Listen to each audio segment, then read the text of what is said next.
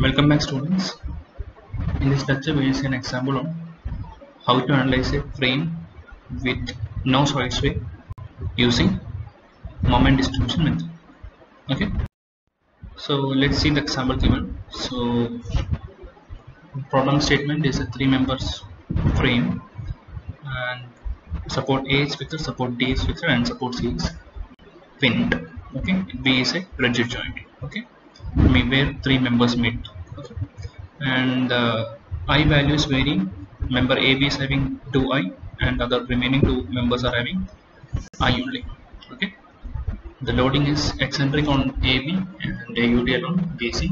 The B column BD is unloaded.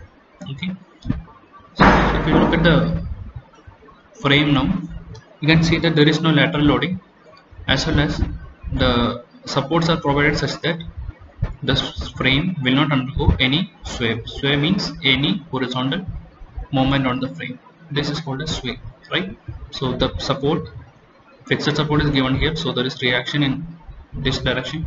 Here also fixed support is given, reaction is there in the horizontal direction. Here also the pin joint is given, so reaction is there opposing any lateral motion. So there is no side sway in this particular frame. So the first thing to do will be to find out the fixed end moment. So FEM AB will be a reactive anti-clockwise moment, which means that it is going to be negatives. Its value is equal to PA square by L square. P is 10 and A is 2 and B is 3 and L is 5, right? So you get FEM AB is equal to 7.2. FEM BA will be a reactive clockwise moment, which is going to be positive, PA square by B by L square, so we get plus 4.8. FEM BC is going to be reactive anti-clockwise moment, which means that FEM BC is going to be negative, and FEM CB is going to be reactive clockwise moment, which is going to be positive. Okay, both the values WL square by 12, where W is 2 kN per meter, so 2 into L square, which is 3 meter, 3 squared by 12 equal to 1.5 kN. FMBD and FMDB is 0, right? Because there is no loading on the span BD. Is to find out the distribution factor. So as you can see at joint B, joint A and joint D are fixed support, which means that the distribution factor at those points are going to be 0, and joint C is simply supported, which means that the distribution factor for CB is going to be 1. At B there are three joints meeting, BA, BD and BC, so we have to find out distribution factor BA, BD and BC. So for member BA the far end is fixed, so we have to use 4A by L, so 4 into 2A by L is used for member BA stiffness. Then for the member BC the far end is simply supported, which means that we have to use 3A by L, so we use 3A by L for BC. And member BD the far end is again fixed, which means that we have to again use 4A by L, so for BD we again use 4A by L. The denominator is going to be the sum of these three stiffnesses, so we have the denominators already known, so you can find out the distribution factors BA, BC and BD. You can note that sum of these distribution factors is always going to be 1. Fine. The next thing is interesting, how to draw the distribution table for this particular geometry, right? So there is initially a beam which is ABC, and below we have a column BD, right? So we have to separately get a space for writing this particular column BD. Okay, so earlier we were writing in terms of joints only, but now we will write using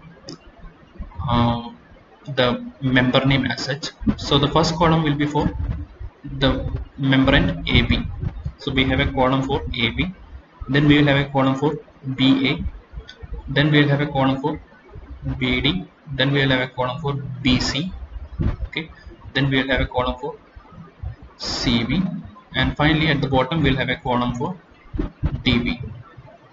Okay, so this particular portion is separately taken out of the box, okay, or the table.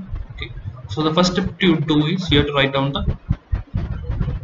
all the distribution factors as well as at the joints. Okay, so distribution factor AB is, it is a fixed joint, it is going to be 0, so it is 0.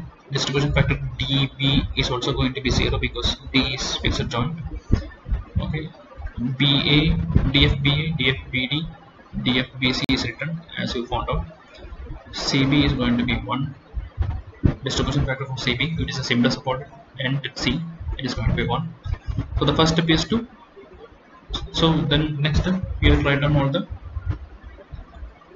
fixed end moments as per the sign convention and the corresponding locations. You write down the fixed end moment. So you know the member BD was unloaded, so below BD and DB we have 0 as fixed end moment. So this is FEM, right?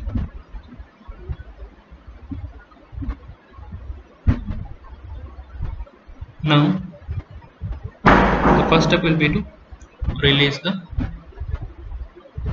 structure. Okay, so there is a simple support at C, so we have to release the simple support at C. So we apply an opposite moment which is minus 1.5 and sorry, and you can see that since the far end B is rigid, you have to carry half of that to far end, so half of minus 1.5 minus 0.75 is carried over. Okay, once you do this, the number is released.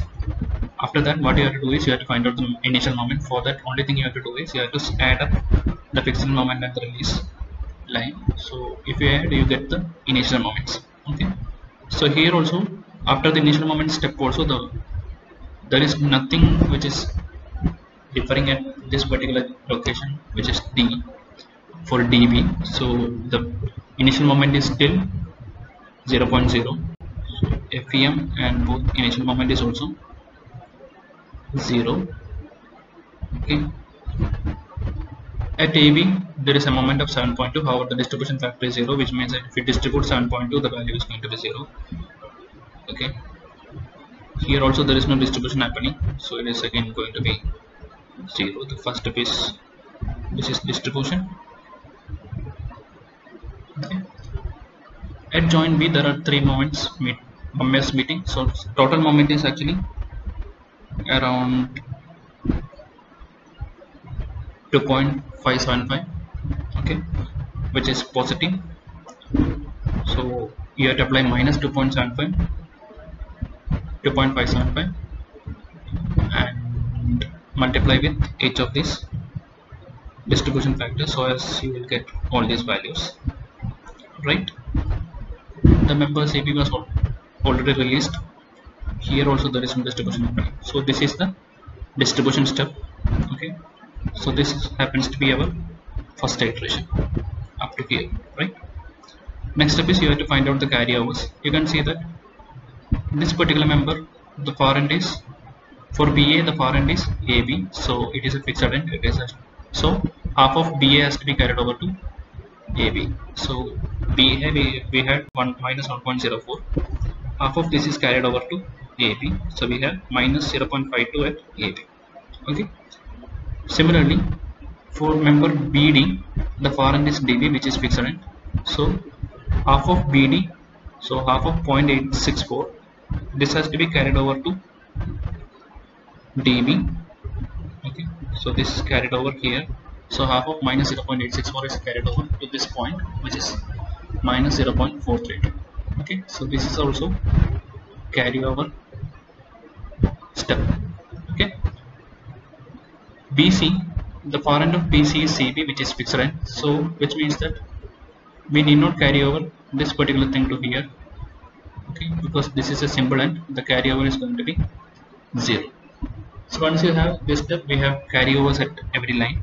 Okay, so you can see that there are no moments left. Only moments left are at AB and DB, both are fixed ends, which means the distribution factor at those points are 0. So if we distribute that moments, the value is going to be 0. So we have 0 here and we have 0 here, which means that with this we come to the second iteration end also. So this is going to be second iteration. So this is 2. This was first number iteration. This was first number iteration. This was second number iteration for db. Okay, so we finish the iteration. So once this is finished, we can see that there is no more iteration possible. So what you have to do is you have to sum up all the moments from here, initial moment to up to the distribution, like right. So once you do that, you will get the final moments at each of the joints.